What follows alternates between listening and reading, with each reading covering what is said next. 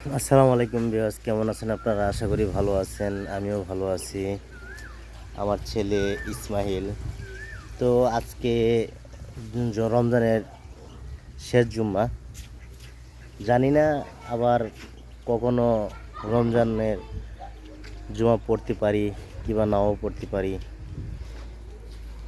কারণ মানুষের হায়াত মতের কথা বলা যায় না। তো গাইস, আমাদের জন্য দোয়া করবেন। আর আমরা যারা যারা রমজান পাই, আল্লাহর কাছ থেকে মাপ চাইতে পারি নাই, আমরা সকলেই আল্লাহর কাছে আজকের দিনে দুহাত জুড়ে দোয়া করব যে আল্লাহ আমাদের সকলকে মাফ করে হেদায়েত করে। আমরা যারা অসুস্থ আছে, বাবা মা আত্মীয় স্বজন, তাদের জন্য দোয়া করব।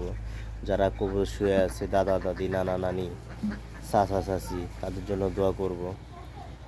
তো গাইস, ইনশাল্লাহ নাকি ভালো থাকবেন। আল্লাহ হাফেজ।